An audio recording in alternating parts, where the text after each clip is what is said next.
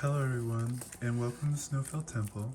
I'm Evangeline, and I'll be your host and oracle this morning, day, afternoon, evening, or night, whatever time you're watching this. I'm going to do a general reading for you guys for the collective. So anything that you need to know, we're asking the highest divinity for some guidance, clarification, or illumination.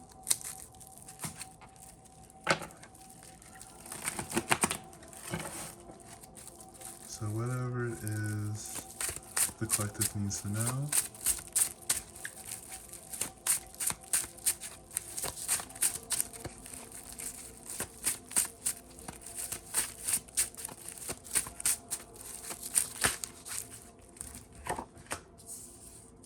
Interesting start.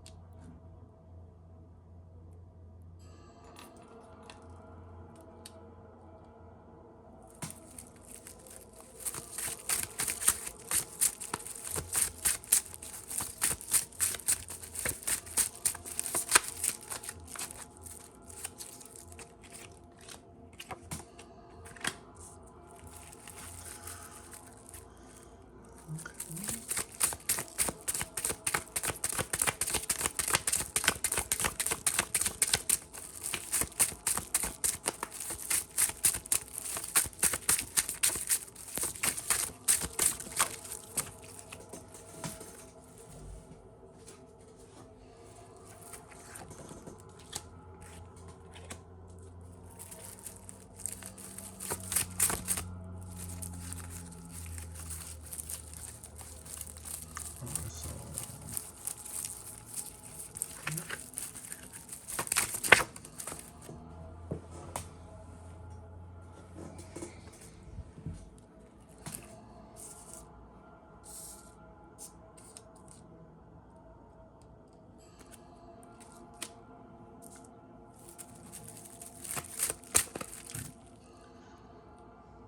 okay, yeah.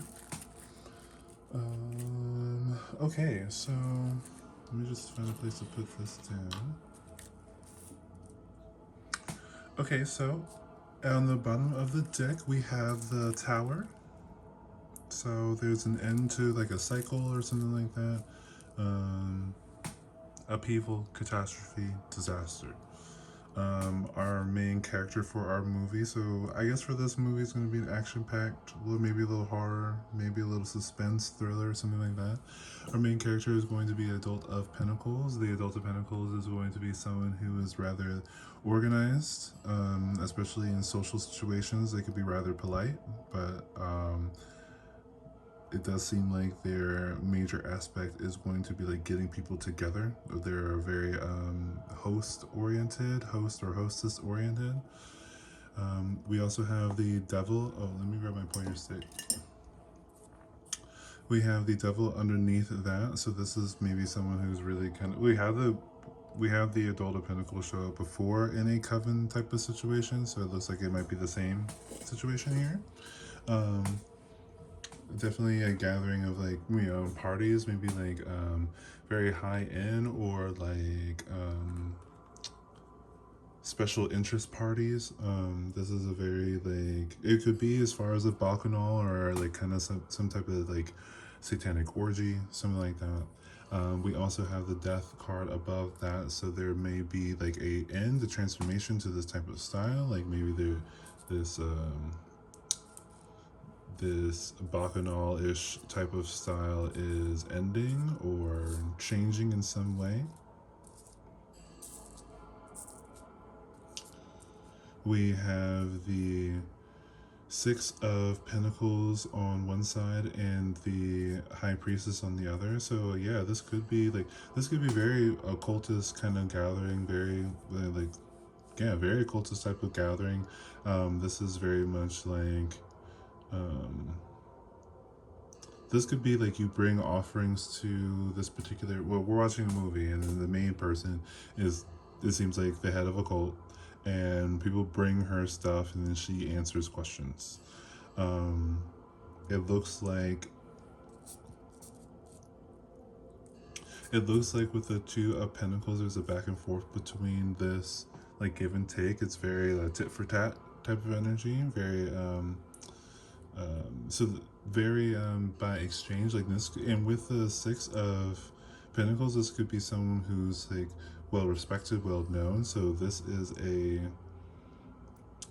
like high end or a highly paid type of witch or warlock. It's giving witch with the High Priestess energy. Otherwise, we have the Magician, I would say. So this is feminine energy, not just because of the Queen of Pentacles, because we read that as the Adult of Pentacles. But they could be male or female, doesn't matter. But they may come off very feminine in their predictions or advice or guidance, whatever spiritual guidance they provide. We also have the Hierophant hovering over here and the star hovering over here. I think this has to do with how a little bit unorthodox this our main character is. Like, this is someone who does very like interesting type of spell work, but it always works. It's a little bit like kooky, maybe. We also have the star, which means like this type of work is like very like grounded type of energy, very earthy type of witchcraft. Like, this is very like blood and spit type of thing. This isn't direction from a higher being. Like, this doesn't seem like divine guidance. This seems more of matter manipulation. Like, I would say that our main character here is going to be really good at like transforming individuals or animals. This is someone who is like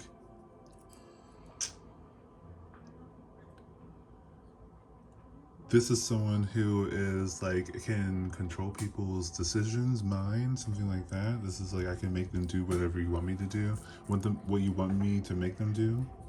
That's the type of energy we got here. We also have the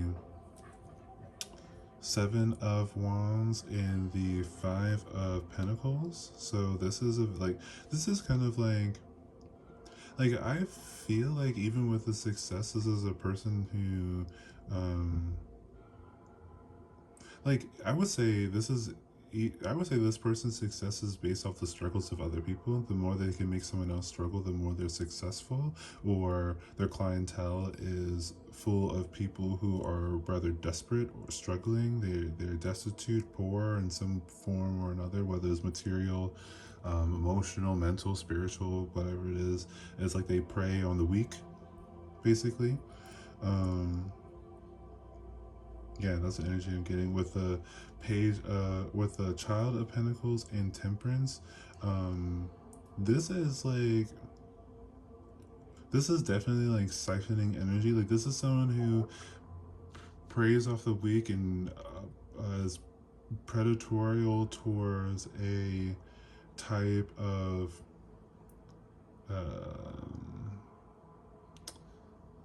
like almost childish understanding, like optimism, like that type of light energy. It's giving me very much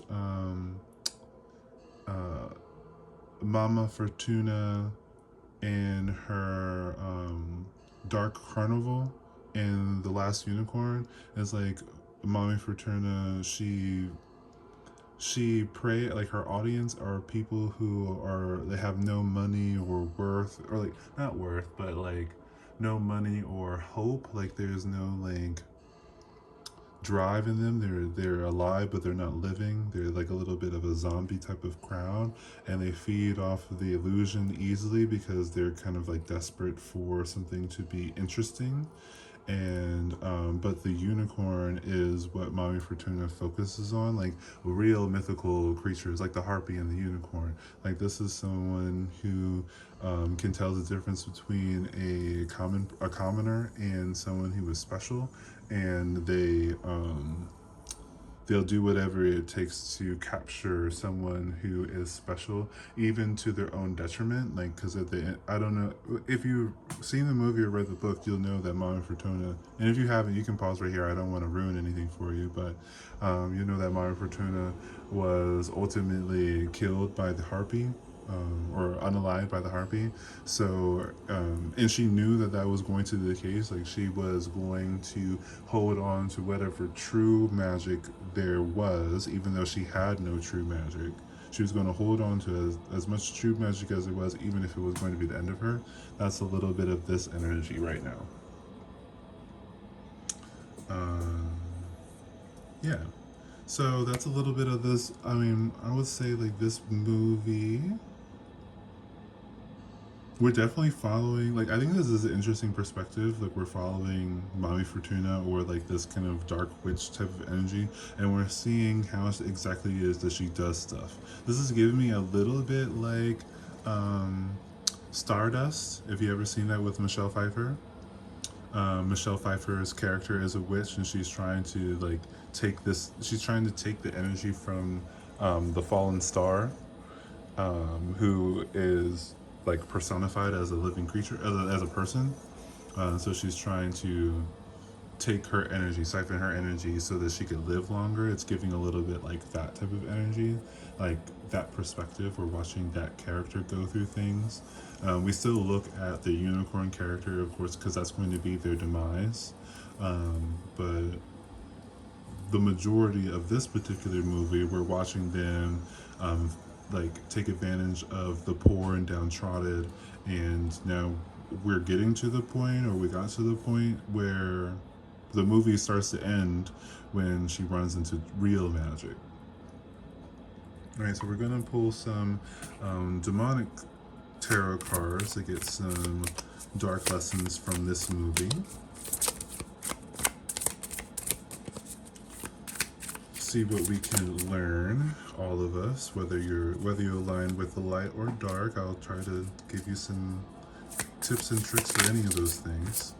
Um, I will say how dark individuals, or people who align with darkness, use tools in order to take advantage of other people, and I will talk about how you can defend against that.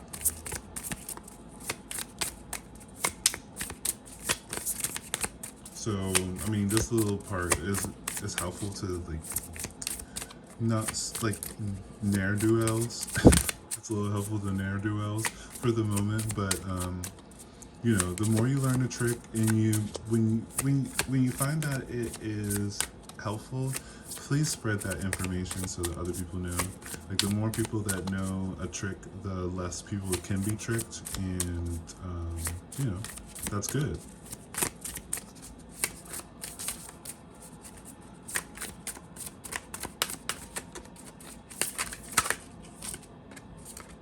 Okay, I'm gonna take this one. I'm not gonna take these because they didn't flip over. Take these. This.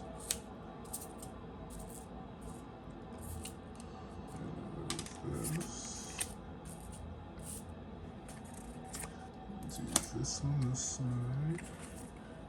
This here. And this right here on the middle. Right. Oh, perfect. Okay. So on the bottom of this deck, we also got the demon representing the tower, and they promote. They're a promoter of discord, war, arguments, and falsehood gives generous responses.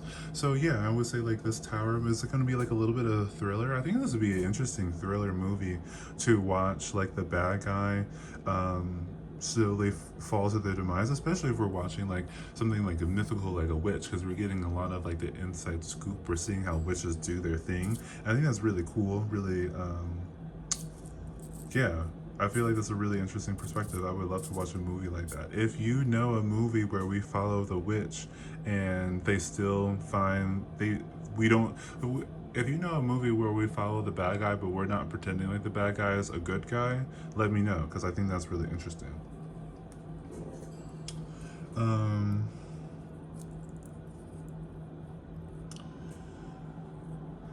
so let's start over here. We have the demon representing justice, and their message is going to be tells how the angels fell, reveals the past, present, and future, teaches the liberal sciences. So yeah, teaches. I mean, tells how the angels fell. I feel like that's really on motif for what we're talking about here. It could be interesting to watch. Like, I think it would be. It's like, isn't it like a villain origin story? But all the villain origin stories, like Maleficent and Cruella, at least the Disney ones, seem to not be able to get them to their evil parts. They're always kind of like, it's almost like a justification, like they're not evil. But I would love to see something where it's like, a little bit like they were good and then they became evil, like, an angelic fall. That would be very interesting. This Our main character here like could have been like good at one point or taken advantage of at one point and then became evil, I would say. That's definitely a thing. I think that definitely when it comes to that notion, we should keep in mind like, yeah, bad things happen to people and bad things happen to bad people, for sure. But not every person that something bad happens to should we feel bad for. It depends on what they do with that information. Every person who has something bad done to them and they do evil onto somebody else isn't worth sympathy. They're not worth empathy. um, where maybe they're worth empathy and just understand that bad things have happened to them. Like, it's not like they were like, I don't know. Actually don't know what the purpose is of understanding that bad things happen to bad people, because there's plenty of bad things happening to good people, and those good people don't turn out to be bad. We all go through some type of struggle. We all have to go and listen. We all have to learn our lessons throughout life.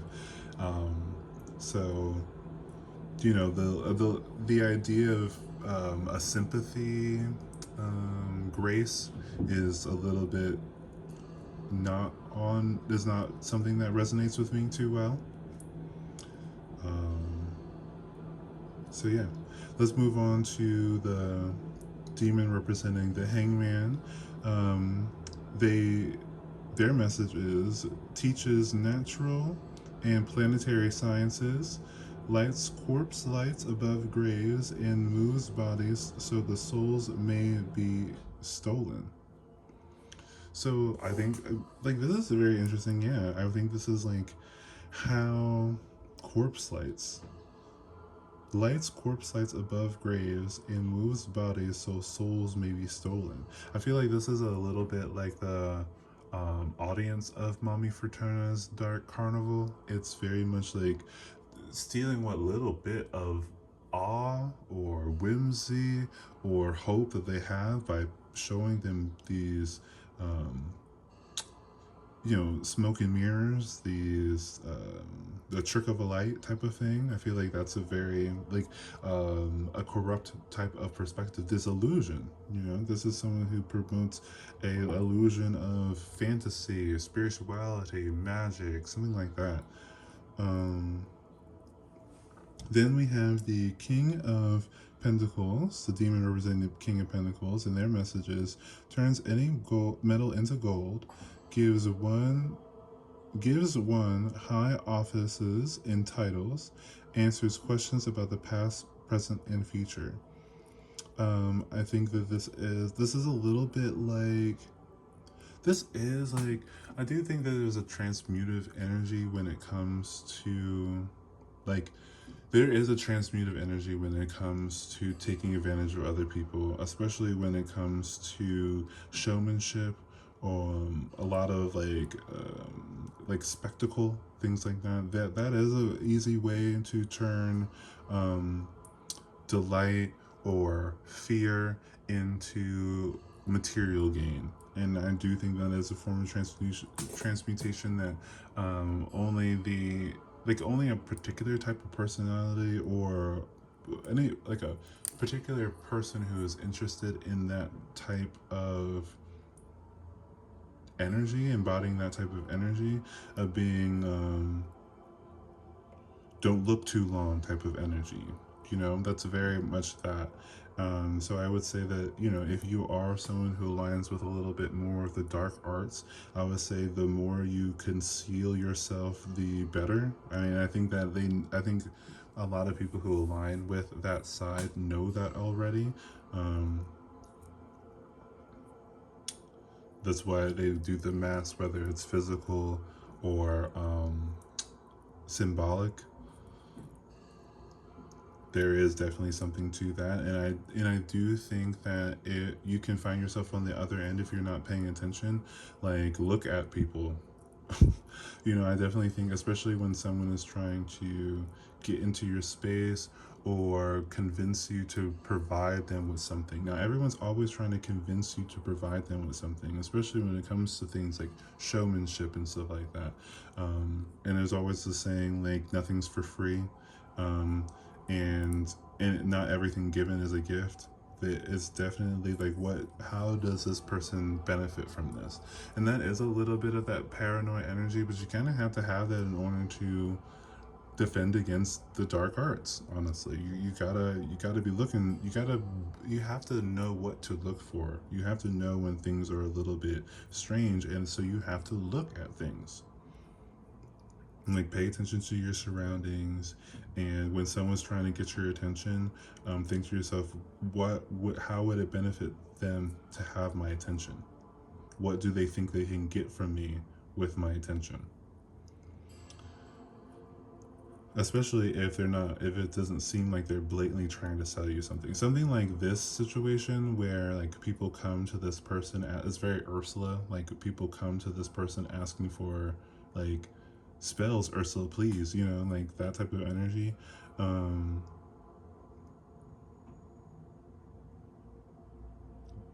like, I really like, on when it comes to that, when it comes to you going to dark energies for, like, possible dark energies for something, like, if you're asking anyone to change how something is, especially when it comes to a person and their perspective or their outlook, that's a good sign, and they're willing to do it. That's a good sign that they're not really a light entity. They're definitely not a big picture light energy. They might do something a little bit like, okay, well, um, someone broke your heart, or someone left you in a difficult situation, or something like someone moved on without, like, kind of like the other person's permission, and someone's like, okay, let's get back at him, like a breakups, like to do to like a revenge spell on like an ex or an ex-friend or something like that. Like, if someone's willing to do that, they're likely a dark energy.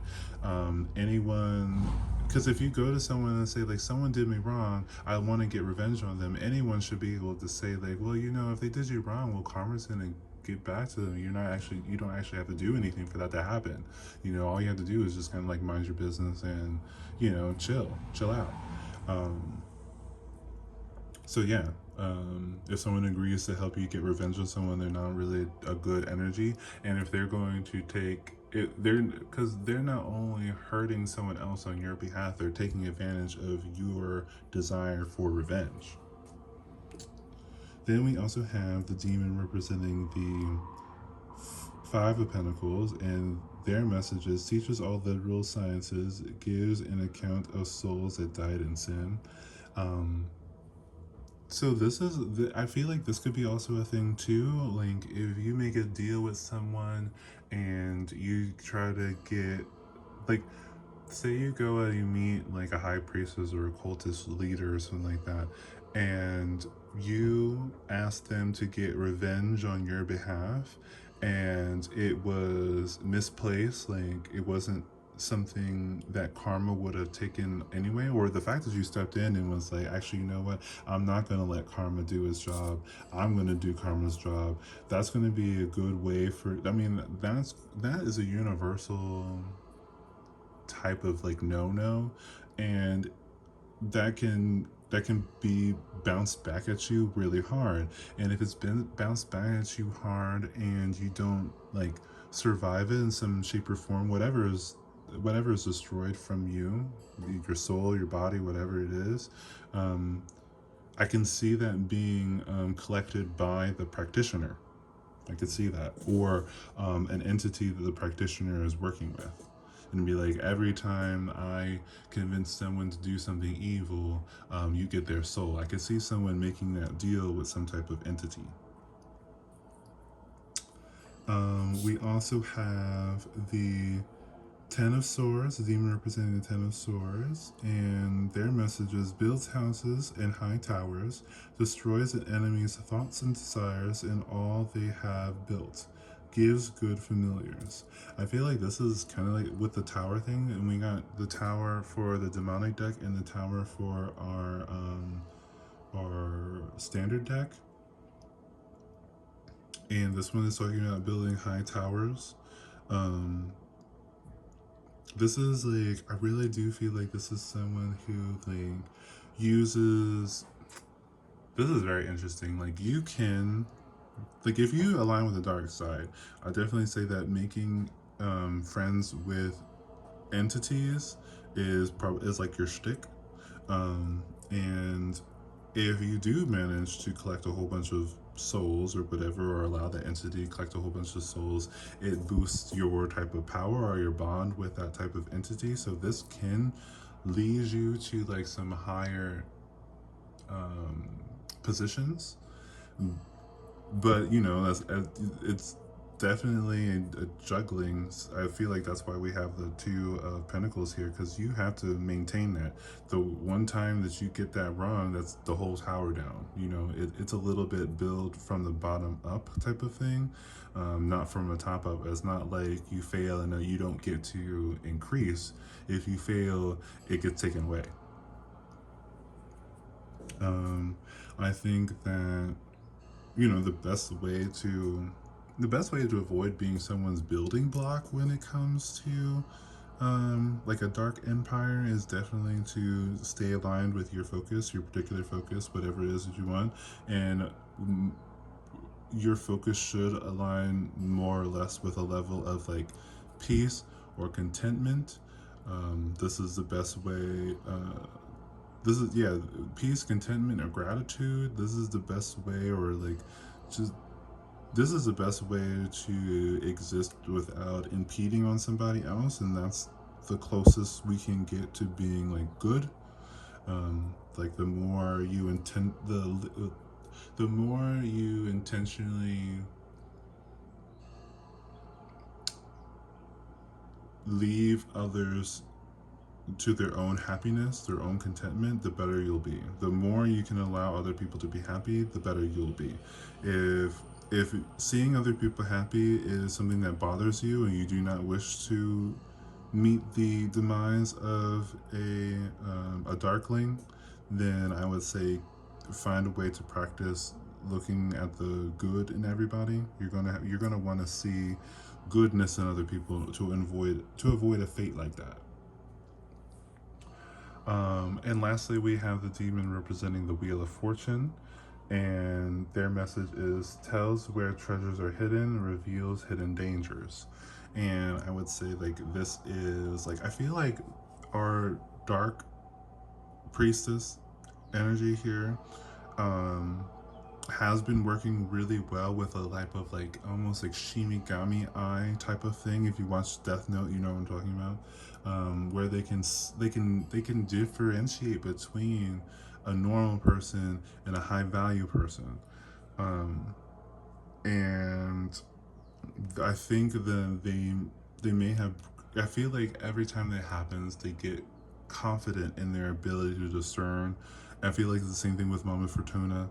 Um, it's very much that understanding, like, I know better than anybody else. Like, I've done this for so and so years. Like, um, I know the dangers to this and I'm willing to risk it. That's the type of energy here. Like, this is high risk, high reward type of energy. I think it's really interesting that we're watching a movie where we follow someone who decides to do that. I don't know if that's ever been done. I would love to watch that. It's kind of like watching, like The Devil Wears Prada, Meryl Streep's character, watching her become um, the editor of Vogue. You know, that would be very interesting. It's like watching her slow decline in morality. I feel like that's interesting. If you know any movies with some slow moral declines, let me know. I think that would be interesting. But let's look into our angelic deck, see what high vibrational lessons we can learn from this movie.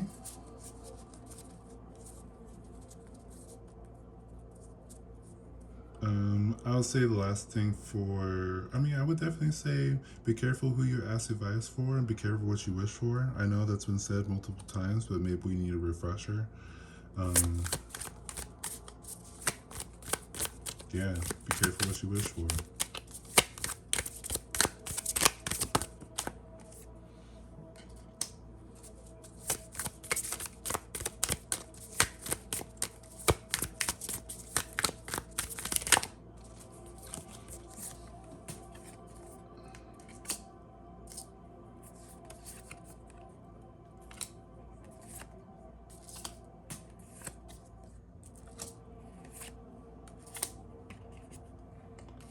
Put that right there. Four of Wands. Welcome in. Okay. Got this one. Sorry, this board's a little bit of a mess, but you know. Queen of Swords. I think that's good. I think that's a good way to stop. I mean, I might just have to because I don't have a lot of space up here. But okay, let's start from this side, like we did the other side. We have five. We have the angel representing the Five of Cups. Their angelic name is going to mean God, King, and Ruler. Their message is prosperity, destruction of the enemy, and deliverance from bondage. So yeah, this is definitely the Tower falling. Also, in the Last Unicorn, King Hagrid's castle is prophesied to fall into the ocean. So I feel like that's a thing. I feel like these towers are very King Hagrid type of energy. This is actually very King Hagrid energy. This is very much take as much as you can from everybody else without gaining anything. Very black hole type of energy. Um, it's never enough. The tower is never tall enough. There's never enough bricks. Um, yeah. We have the tower again. Speaking of the tower, or the angel representing the tower, and their angelic name is going to be the Fire of God, and their message is disruption, warns of disaster, aids in transformation. So I think that this is a little like it's a very Tower of Babylon type of energy, whereas like um when are your ambitions enough? Like when will you be satisfied? Like um these high lofty goals of building a tower into heaven is a little bit like, and also like at what cost, like who's like, the stories say that a whole bunch of people died when building the tower, and they cared more about losing a brick than they did about losing a worker. I feel like that's very much what's going on here. It's very much like You're not working for people or existence, but working for a cause that's, you know, bigger than you, but like for who's good. And then we have the the angel representing the Six of Swords, and their message is going to be perception of unity, protects against accidents, heals the sick.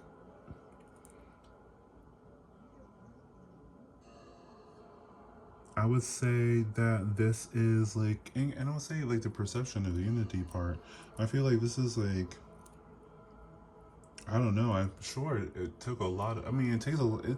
This is very much a corrupt form of like coming together, and I feel like the Tower of Babylon a did something in the like reverse. Like it was unity in the reverse. It was very much like bringing a whole bunch of people, but not for the people. And we need to get a little bit like we need to get a little bit like bring people together, but not just for the people, like for everything, like for the plants, for the animals, for everything. Like the the the tower. I feel like the tower is opposite of Eden, and I think that's a very interesting notion to think of.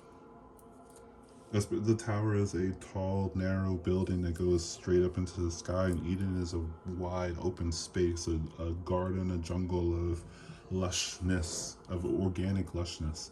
I feel like they are themselves in complete opposition to each other.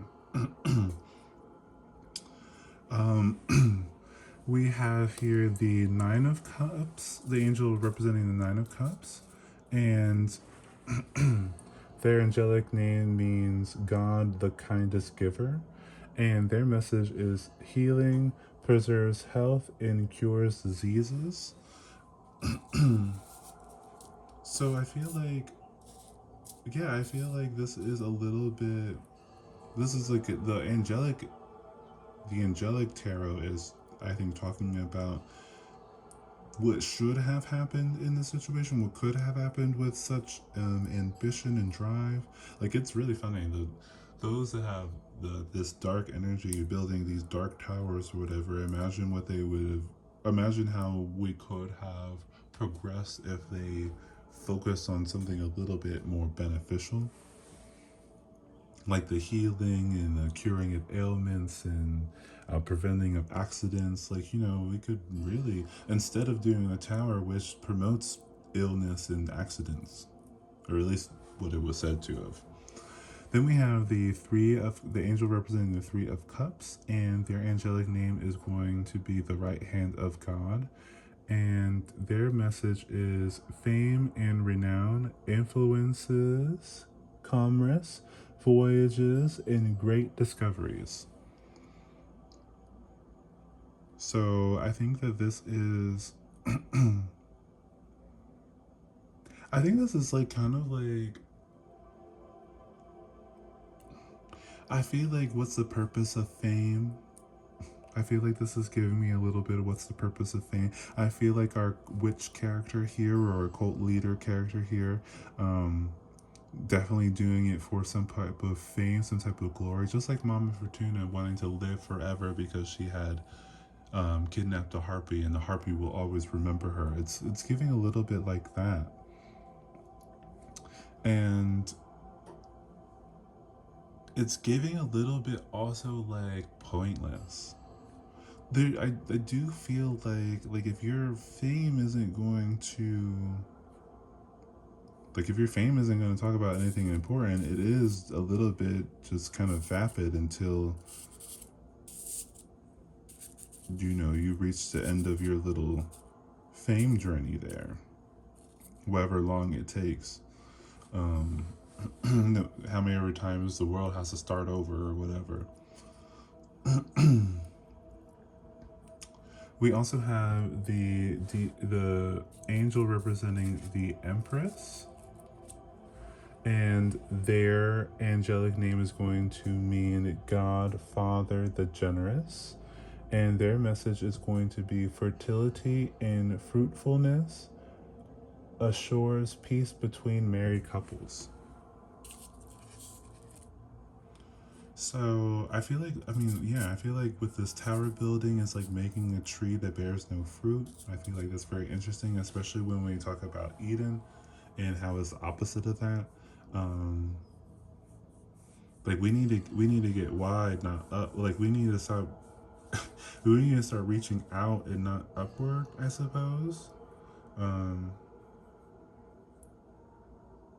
yeah. It's like trying to. It's like it's very much the building of the Tower of Babylon is very much trying to master heaven before we mastered Earth, and maybe we should master Earth first. Maybe we should like listen to the lessons on Earth first. Then we have the Queen of Cups, or the Adult of Cups, and their angelic name is going to be God the Revealer. Oh, Redeemer. Sorry. And their message is redemption serves against enemies of religion, governs chastity. So yeah, I feel like, I do feel like we keep on getting a chance. Whether or not you believe that someone's watching us and like at any minute can do the kill switch or whatever. But I do feel like even without that, a catastrophe could happen at any moment, I suppose. A meteor could strike us down, just like the one that opened the Gulf of Mexico or whatever, kill all the dinosaurs. You could have another ice age, global warming could take us all out. And with every chance we get, we kind of just sit around and just do the same thing. And not to be too pessimistic or anything, because I do believe that we have a lot of potential, and I do feel like more and more people are getting um, interested in the idea of like making the best of things. And like, I really mean like making the best of things. So maybe this redemption energy is a little bit to the future. It's like, maybe a lot of people will watch this and be like, actually, what? I don't want to be a witch, or I don't want to be that type of witch, or I want to be a witch doctor, or, something like that.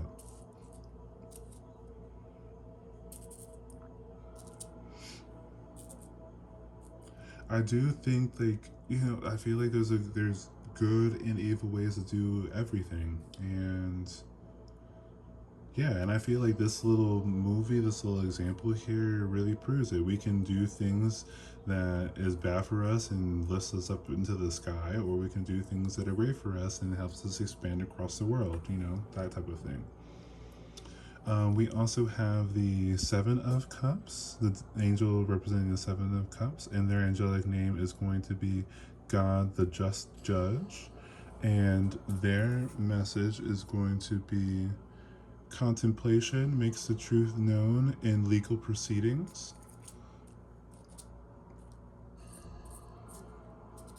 So, I mean, that's an interesting kind of like spin on this one. But, well, at least contemplation, like, this is definitely like, I would definitely say, like, kind of think about this. And think about our modern forms of like towers. Um, you know, I think that space exploration is all fun and stuff like that, but I do feel like we're like,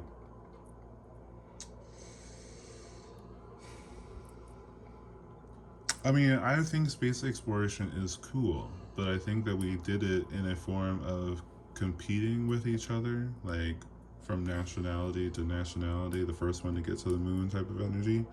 And I think that that is something that we didn't like. There was a clear example, and we really didn't learn from that.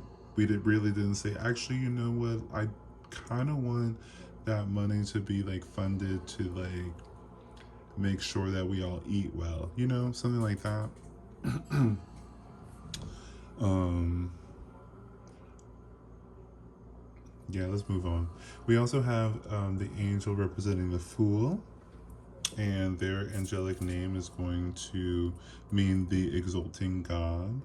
And their message is will in new beginnings, assess with difficult and great undertakings. So I feel like this goes with the contemplation card. It's a little bit like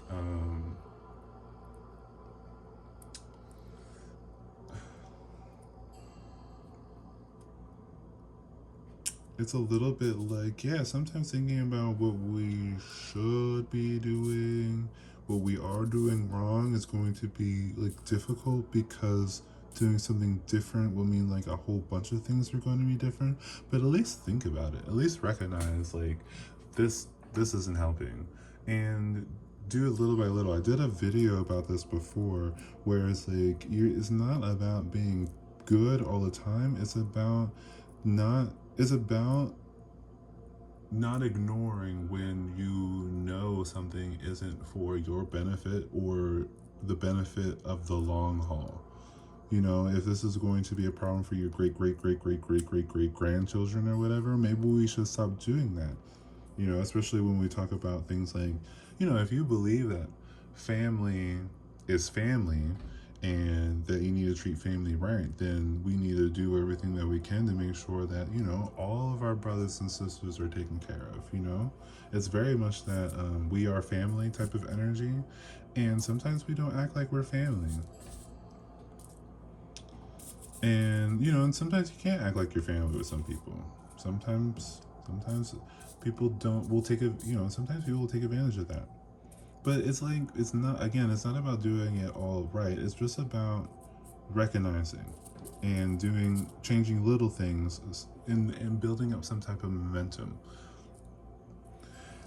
Lastly, we have the angel representing the adolescent of cups, and their angelic name is going to mean the revealing God, and their message is perception and revelation, discovers hidden treasures, reveals secrets of nature. And I feel like this is a little bit like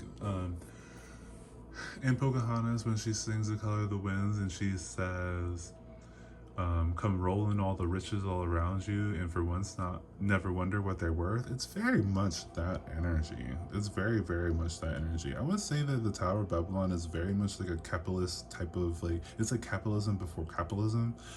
It's very much the source of it. It's very much a root of it, a branch of it, a seed of it, whatever what you would take. And I feel like all of that is like, I feel like the Tower of Babylon, the Inquisition, the Enlightened period, or Manifest Destiny, and capitalism is all the same type of like tree, this or root or invasive plant, whatever it is, like this parasite. Honestly, and the more that we feed into that type of energy, the more we're going to lose our idea of value about anything else. And the only way to defend against that is to continuously find value in things that cost nothing. And that's the only way to do it. It's the only way to do it. The more you chase money, the more you will be left with nothing. The more nothing will mean anything. Um, yeah, you need to start falling in love with, or you can do whatever you want. But I would say that the lesson in this movie here is suggesting that we focus on things that are not of like a human value system that means nothing else to anything else. Like, the real value is all the things that are keeping everything alive and completely free. You know, the sun rising every day is completely free. No one has to pay for the sun to come up. You don't have to pay a subscription or whatever it is. That's real value. That's real value. It makes the seasons and in time and all this other stuff that we use to kind of like exist comfortably in the world, and it costs us nothing. And I'm learning more and more about things that are advertised as being helpful for you, and there's another option where it's completely free, like audio books or movie subscriptions. Now these things aren't like make the world go round type of thing, but these are things that are available free, that people that advertisement doesn't suggest. There's no advertisement for it. There's only advertisement for things that cost money when you didn't have to pay for money. And I feel like that's a that's a message that you need to think about. How easy was it is for people to do that? How easy is it for other people to do more of that? If someone can get you to pay for something you already have, like confidence or intuition or boundaries or the ability to dispel evil energies from around you, um, then they will charge you. They will charge you, and they won't tell you that you can do this on your own. They will say, come back to me whenever you need something done. That's the same thing. It's not lying, it's a little bit deceptive, but it's very subtle. So I think individual people are a lot more autonomous than, or way more autonomous in certain aspects than we suggest. I think we definitely suggest that a product is going to help or fix something about our lives, and all that product is doing is making us lose value in real things, things that we can just do on our own.